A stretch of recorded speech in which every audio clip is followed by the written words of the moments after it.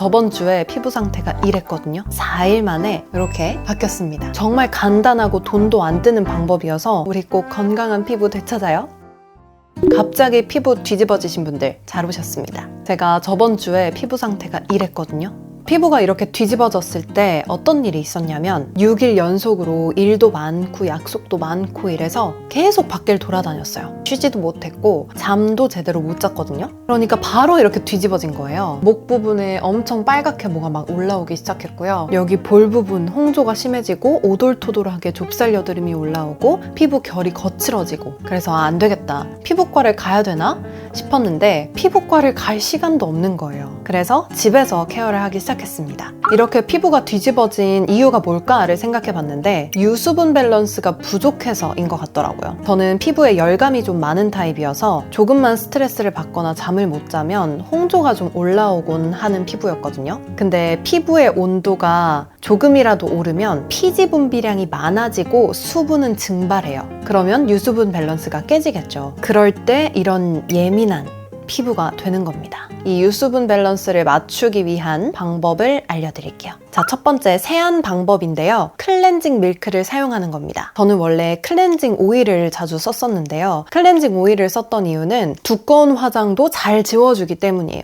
근데 밀크나 워터를 쓰면 마스카라나 착색이 심하게 된 틴트는 잘 안 지워질 때가 있어서 리무버를 따로 써야 됐거든요. 그래서 오일을 자주 썼었는데 이 뒤집어진 피부는 유수분 밸런스가 무너진 상태니까 오일을 더 이상 쓰면 안 됩니다. 오일은 자칫 잘못하면 잔여물이 남을 수 있기 때문에 피부에 더 안 좋고요. 이건 저의 뇌피셜이긴 한데 이렇게 세정력이 엄청 세다 보면 피부에 더 자극이 가지 않을까라는 생각이 있었어요. 그래서 저는 그냥 평소에 피부가 건강할 때는 오일을 쓰곤 하는데 피부가 좀 예민하고 장벽이 무너진 것 같다 싶은 날에는 무조건 클렌징 밀크를 쓰고 리무버를 따로 사용합니다. 피부과나 에스테틱 하면 다 클렌징을 밀크로 해주거든요. 그 이유가 아마 있을 거예요.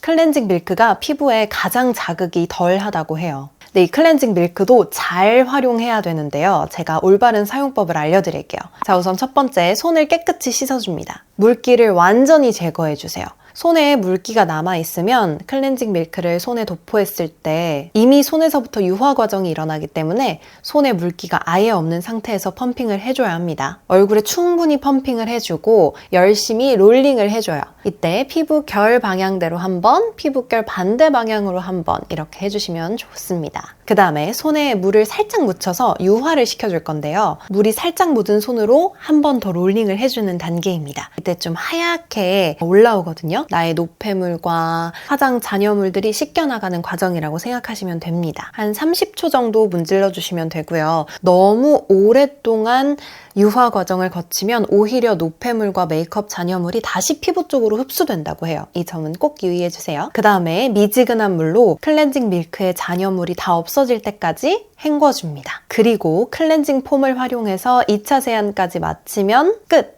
이렇게 세안을 해주시면 돼요. 자, 그런 다음 오늘의 메인, 제가 가장 알려드리고 싶었던 피부의 열감을 즉각적으로 내리고 수분을 급속 충전해줄 수 있는 초간단 알로에 팩을 해줍니다. 물기를 닦은 얼굴에 토너 한번 정리하셔도 되고요. 저는 바로 알로에 팩을 올렸는데 상관없습니다. 알로에 팩을 충분히 올려줍니다. 두껍게 올려주세요. 저는 이즈엔트리 제품 사용했는데요. 화장품 성분 검색하는 화해 아시죠? 화해에다가 검색했을 때 유해 성분이 적었던 걸로 기억해요. 뭐 어떤 제품을 사용하든 본인 피부에 맞는 알로에를 사용해주시면 되고요. 저는 알코올 성분이나 이런 게 조금이라도 들어가 있으면 피부가 뒤집어지는 스타일이어서 그런 게 없는 걸로 주의해서 골랐습니다. 브링그린 것도 많이 사용하시는 것 같더라고요. 자, 이렇게 충분히 알로에를 도포한 다음에 2분의 1 화장솜에 물을 묻힙니다. 2분의 1 화장솜은 두께가 일반적으로 우리가 알고 있는 그 두꺼운 화장솜의 절반이에요. 그래서 물을 묻혀서 얼굴에 딱 댔을 때 시트 마스크팩 있죠? 그 마스크팩 질감과 가장 유사합니다. 그래서 저는 2분의 1 화장솜을 활용하고 있고요. 물을 묻혀서 얼굴에 골고루 화장솜을 대줍니다. 이렇게 하면 알로에의 그 수분감이 피부에 쏙쏙 흡수가 돼요. 이거 정말 완전 추천하는 방법이에요. 저는 피부 예민해졌을 때 무조건 이걸 하고요. 하고 나면 정말 즉각적으로 피부가 홍조가 없어져서 하얘 보이고요. 매끈해지고 촉촉해요. 그리고 예민했던 피부가 4일 만에 이렇게 다시 건강하게 돌아옵니다.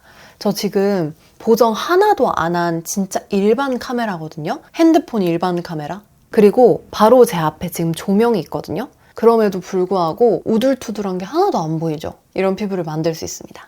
알로에 팩은 10분 정도 붙이고 있고요. 또 너무 오래 붙이고 있으면 오히려 솜이 내 피부 속 수분을 빼앗아갈 수 있기 때문에 적당히 10분에서 15분 정도만 해주시는 게 좋습니다. 그리고 화장솜을 떼주시고요. 만약에 자기 전에 내가 이 알로에 팩을 했다 하면 알로에를 충분히 흡수시켜주고 다음 스킨케어 단계로 넘어가면 되는데, 내가 이 알로에 팩을 한 다음에 메이크업을 한다 하면 가볍게 물 세안을 해서 알로에를 좀 씻어내주시는 걸 추천드려요. 이 알로에가 남아있으면 흡수가 잘 안 돼요. 그럼 오히려 피부 화장이 뜰 수 있기 때문에 내가 메이크업을 해야 한다 하시는 분들은 물 세안으로 가볍게 닦아주세요. 그런 다음에 스킨케어를 해줍니다. 요즘 매일매일 사용하고 있는 제가 애정하는 스킨케어템들 알려드릴게요. 우선 첫 번째는 히디프의 버블 토너입니다. 버블 토너 유명하잖아요. 저도 한번 사봤는데 정말 광채가 나요, 피부에서. 엄청 촉촉하고 피부도 매끈매끈해 보입니다. 그래서 이걸 매일매일 사용해주고 있고요. 피부가 정말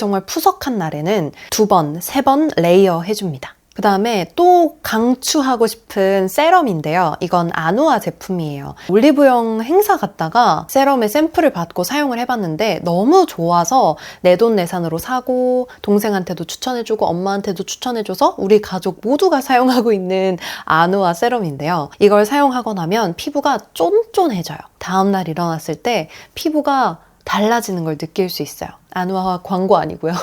그다음에 저의 브이로그를 많이 오래 봐주신 분들은 아시겠지만 제가 몇 년 동안 사용하고 있는 에스트라 제품입니다. 더마 브랜드이기 때문에 피부가 예민했을 때 바르기 좋습니다. 저는 에스트라 에센스와 크림을 발라주는데요.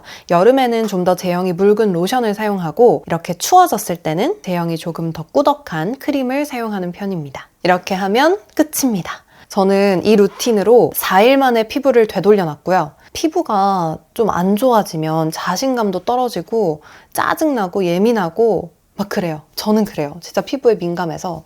그래서 혹시나 우리 아추들 중에서도 피부 때문에 고민하는 분들이 있을 것 같아서 저의 경험을 나눠봤습니다. 그럼 오늘 영상도 도움이 되셨길 바라면서 저희는 다음 영상에서 또 만나요. 안녕.